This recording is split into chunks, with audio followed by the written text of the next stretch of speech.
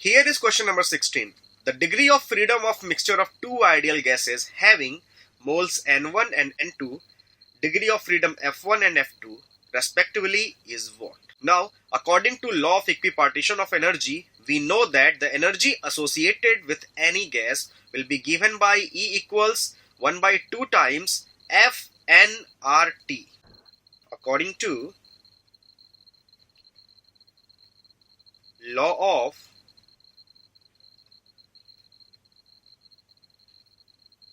equipartition of energy, we can say that the energy associated with a gas will be given by F N R T whole divided by 2, where F is the number of degree of freedom, N is number of moles, R is gas constant, and T is absolute temperature.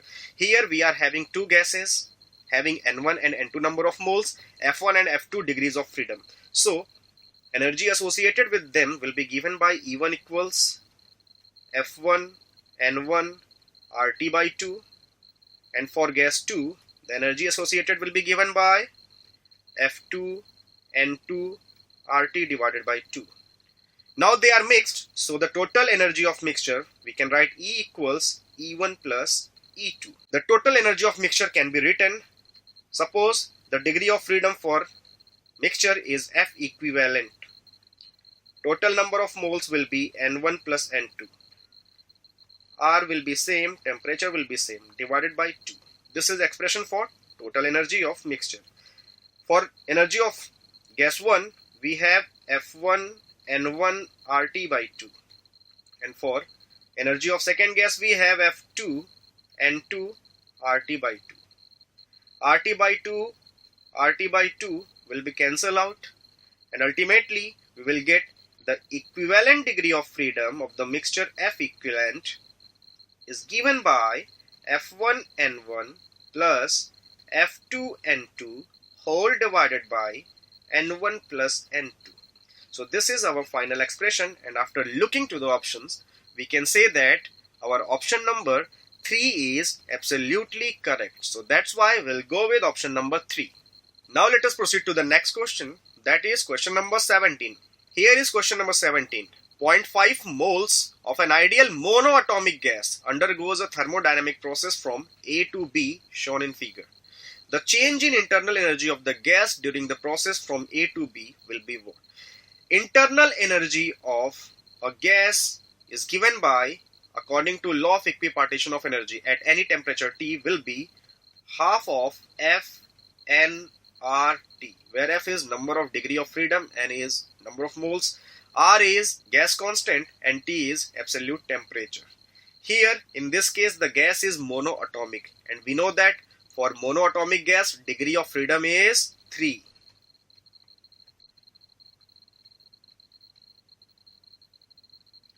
For monoatomic gas F equals 3. Therefore expression for internal energy we can write U equals 3 by 2 nRT. This nRT, according to ideal gas equation, we can write PV. So internal energy at A or U1 we can write 3 by 2 P1 V1, and U2 final internal energy at B we can write 3 by 2 P2 V2. So therefore the change in internal energy delta U, we get U2 minus of U1, that is 3 by 2 P2 V2 minus of P1 V1. Putting the values of P2 V2 and P1 V1 from the graph, we have delta U as 3 by 2 in bracket. P2 is 3 into 10 to the power 3 multiplied by V2 is 12 minus P1 is 8 into 10 to the power 3 multiplied by V1 is 8.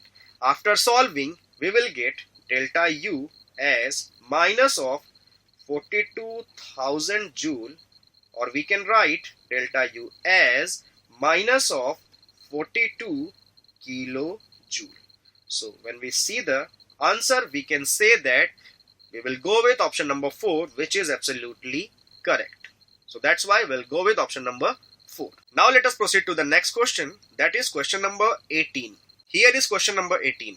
At the height h above the Earth's surface, the acceleration due to gravity is same as depth 5 km below the surface of Earth. What will be the value of h nearly? Now, according to question, the question belongs to gravitation chapter and the topic is acceleration due to gravity, variation in the value of g. According to the question, we have value of g at certain height h above the surface is equal to the g at certain depth below the surface. So gh equals gd. The expression for gh we can write approximated one, g 1 minus 2h by r, where r is the radius of Earth and g is acceleration due to gravity at the surface. gd we can write g 1 minus d by r, where r is again the radius of Earth and d is the depth. G will be cancelled out, 1 will be cancelled out, negative sign will be cancelled out. So ultimately we can get 2h by radius of Earth equals d by radius of Earth. R cancel, ultimately we get h equals d by 2. That is about 2.5 kilometer. So that's why we'll proceed with option number 2 after looking the answer. Option number 2 will be absolutely correct. Now let us proceed to the next question, that is question number 19. Here is question number 19. A body of mass m is thrown from the height equal to radius of Earth from Earth's surface. The change in potential energy when it reaches to a height equal to 2r from the Earth's surface. Now we know that the potential energy of two mass system separated by a distance r, means the distance between their centers is r, will be given by minus g m1 m2 divided by r. Now there are in this case two mass system, one is Earth and another is body. Initially the potential energy we can write, that is u1, given by minus g, mass of Earth, mass of the body, divided by separation between them. It has height equal to radius of Earth, means it is at a distance r from the surface of Earth. So the distance between center of Earth and the body will become twice r. Similarly, the final potential energy u2 we can write minus of g m upon small m. Now it is at height equal to 2r from the Earth's surface. So from the center it will be 3r. Now the change in potential energy delta u we can write u2 minus of u1. Let's plug the values. We get minus gmm upon 3r minus of minus gmm upon 2r. And after solving, we will get, just take gmm upon r common. Within bracket, you will get 1 by 2 minus 1 by 3. One more step. Change in potential energy. Therefore, gm we can write small gr square. Small m divided by r. 1 by 2 minus 1 by 3 gets you 1 by 6. Single r will be cancelled out. So ultimately, the change in potential energy you will get mgr divided by 6. So this is our final answer, and if we go for the options, we can say that we have to go with option number 1, which is absolutely correct. So this was question number 19. Now let us proceed to the next question, that is question number 20. Here is question number 20. Let the sun contract due to self-gravity and becomes a black hole if the mass of sun is given 2 into 10 power 30 kg and the possible radius of sun to behave as a black hole will be what?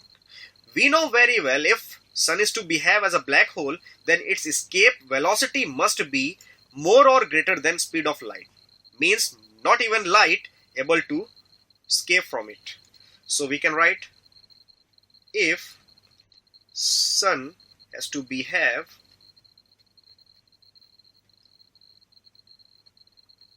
as black hole, then its escape velocity must be greater or equal to speed of light. We will take limiting condition, just equal to sign, escape speed. We know very well, under root 2 gm divided by capital R equals c. Squaring both sides, we get 2gm by r equals c square. So ultimately we will get the value of r as 2gm upon c square. Let's plug the values. 2, g has 6.67 into 10 to the power minus 11 into mass of the sun given in the question 2 into 10 to the power 30 kg whole divided by speed of light square, that is 3 into 10 to the power 8 square. And after solving we will get the value of r, that is radius of sun, will be about 2964 meter. And after looking the options, we can say that we will have to go with option number 3. Option number 3 will be absolutely correct. So this was question number 20. Now we will proceed to the next question, that is question number 21.